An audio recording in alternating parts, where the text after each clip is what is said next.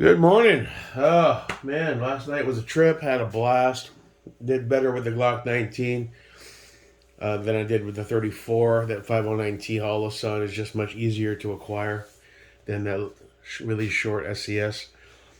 Mostly because I haven't done much work with it, but it's just a bit taller. And when you're wearing a PVS or binos, uh, it can be a little tricky.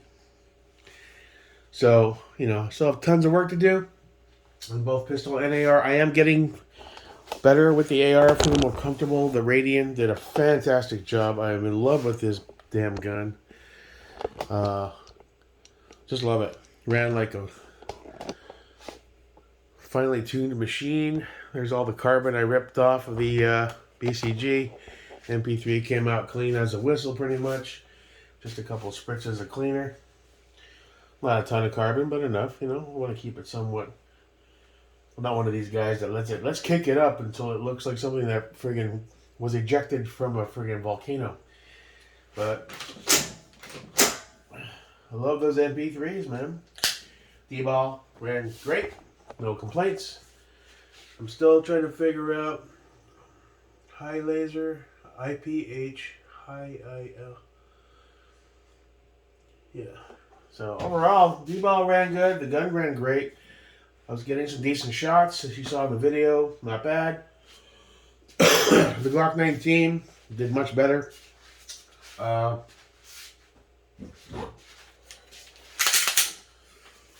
ran it without the stream. With well, no, I was running this last night, wasn't I? I'm confused about this whole thing with the holster, man. My other stream light doesn't cycle in as well. There is a bit of tension, and when I tried Scott Surefire, it went in a little easier. This goes in a little better. I don't know why. It's the same damn light, right? Are they both HLs? It's painted, so I can't tell. I think so. There is a bit of tension there, though. With the Surefire, there's less. I don't know, man. I'll just keep working it. It's more me than the probably the holster. I do think I want to get the added piece through True North Concepts. I think the gun basically sits like this, straight up and down. I think it would benefit me to cant it ever so back. So when I'm reholstering, instead of having to invert and go down like this, it's more of a this kind of motion. So if the holster is like that.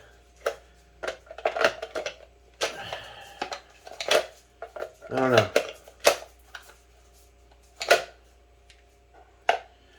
We will see. Still working on that. We all had fun. It's a blast to shoot night vision. If you're on the fence, I'm getting into it. Do it, bro. Now you do need a place to shoot that allows it. And you need some buddies. It takes a while to do that when you're just getting into it. I'm grateful I've met Scott and Larry, and Scott brought his son, who outshoots all of us 10 times till Sunday. The kid's just amazing. He's a phenom. He doesn't even like shooting that much. He's like, whatever, because he likes doing his own thing. Like all, well, how old is he? 19, 20? But the kid's been shooting since he was a small kid. I think Scott put a gun in his hand at 22 when he was like 4 or 5. So he grew up shooting. And you can tell just the way I'm a bumblefuck, awkward, moving around my fat body, trying to figure shit out. I was watching him shoot. He's like a machine, man. Granted, he's young. He has those reflexes. He's in good shape. All that shit factors in. But the holstering, like shit, I gotta speed my game up, bro. But yeah, had fun. Radian rocked. Did pretty good with the nods. I'm getting more comfortable with it. I did some cleaning this morning on the lenses. I put those back on and the sacrificial. I'm going to do some testing probably tonight. Not at the range, because there are factors that, I'm wearing the helmet, my glasses, I'm wearing friggin' my eyeglasses, and then my friggin' overlays. They start to fog up a little bit, so it's hard to tell if the lenses were causing a bit of blurriness versus just the, everything all together. So I want to check that out. I still think it's beneficial to have those on there to protect it. So we'll have to move forward and check those out. The other thing that somebody mentioned, and I realized when I did the install, is the EPC install on the MER that I got up for Jaden. Didn't even enter my head. I forgot. It's been a while since I did the one on my first MER. That there was no C-clip on here. And a guy chimed in, he goes, dude, you gotta fucking pull that apart. And basically the whole brass deflector has to come off to restore a C-clip on that rod. Because basically his point was, it may feel like it's secured, but with some recoil, that rod will push forward and then it comes out just enough where this can back out and fall off. I did try to remove that roll pin initially with a bit of heat, and it just wasn't budging. And I didn't want to mushroom the damn thing, so I kind of backed off. It does feel secure. Part of me just wants to run the gun and see what happens. I know it should have a C-clip under here. The only way to do that is to really remove this roll pin, bang off, which kills your warranty anyway, but I'm not that concerned about warranty. I just don't know if I want to go through the bullshit. I might just leave this on and see what happens as I run it. I did run 4 or 5 mags, whatever it was, on that first day. Was it last week? It didn't budge. And I was getting triple shots, going a little fast. So far it seems to be okay. But I know the proper way is to have that C-clip on there. So we'll have to address that at some point. I'm not in a rush. But it does need to be done, I guess. I don't know. Other than that, I'm focused on, let's do some more work with pistols. I want to get out there and shoot. What's this? The FN. Gotta cut my nails. That grip. Keep have Scott's words in my head. 70% left, 40% right. Keep that trigger finger loose and ready to fly. And this rainbow shit I was doing, I gotta fucking fight that. It's also tough when you're a fat guy too. You're moving around yourself. You got more fat on your arms. You got more fat on your gut. You got love handles. So everything factors in. You're coming around. So you're kind of exaggerating it. When you're a thin dude in good shape, you don't have those obstacles, Just saying. There's my dot. This is the Holosun 508 Titanium X2. Green dot. There it is. Come up. Also trying to focus on, Scott said, when you're shooting and you drop your rifle on safe, you can keep this hand in a fluid motion to come up. So when you lock in,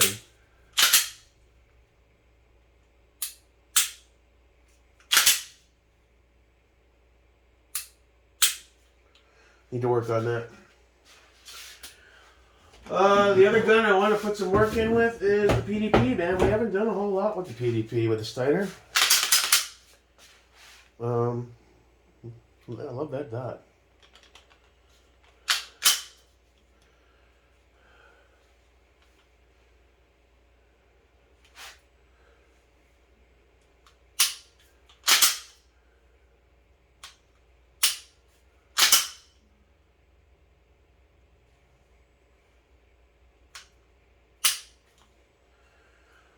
Need to do some work with that. I'd like to get a holster for this guy. The 34 I'm going to take a break from. I didn't do well with it. I'm just not feeling it with the SCS right now. So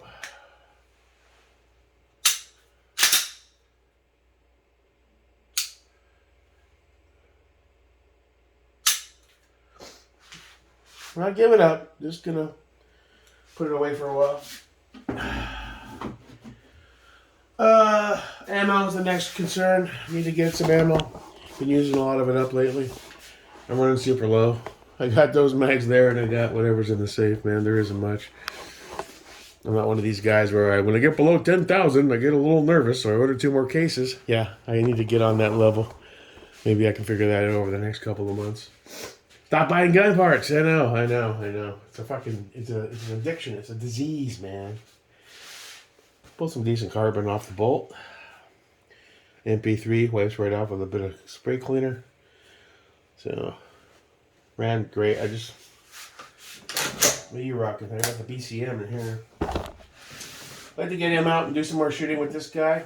Got some weight to him, you know. But definitely has a battle rifle feel to it, battle pistol. That Hodge is solid, a little bit of weight. The Roscoe barrel plus that, you can feel it. It feels on par with my LMT 11.5. Pretty much. Oh, there's another gun we have to get back out there.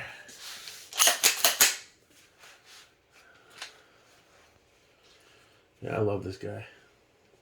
And it's dependable.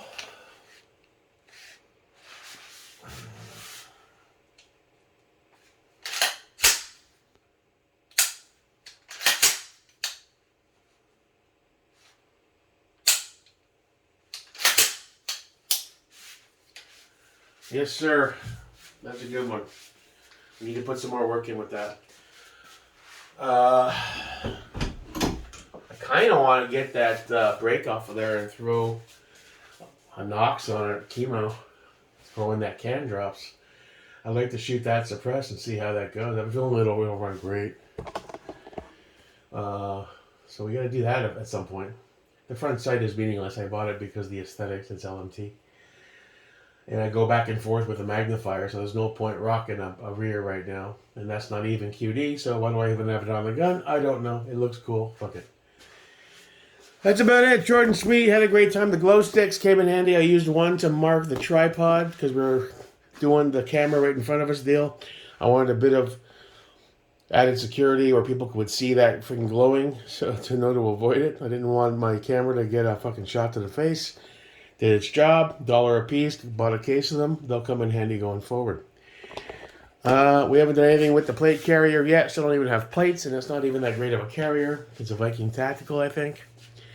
The new belt has been working great so far. I love that belt. That's a blue. I forget the kind that is. Is that a blue Vickers?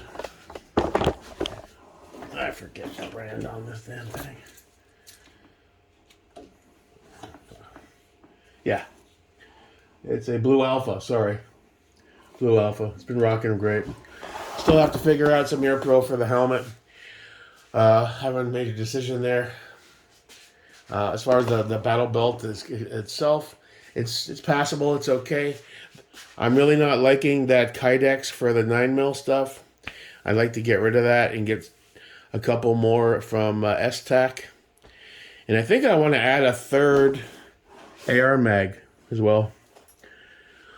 And we haven't really done much with the Haley Strategic. I need to start bringing that out again. So yeah, we have lots of stuff to work on in 23, including hopefully some weight loss so I can move around better and then get the belt on easier and just not be a muffin top fat son of a bitch, I want to feel better, more energy, able to move around better.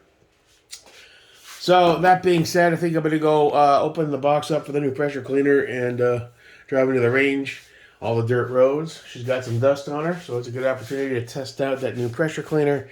Toss on the foam cannon, just give it a basic rinse off, foam it up, wipe down, and then rinse it off kind of deal. No big deal, really. And it's a beautiful day here in sunny Palm Coast, Florida. I hope it's nice where you are. Enjoy the rest of your weekend, and I'll see you when I see you. Your pal, Jake America. Peace.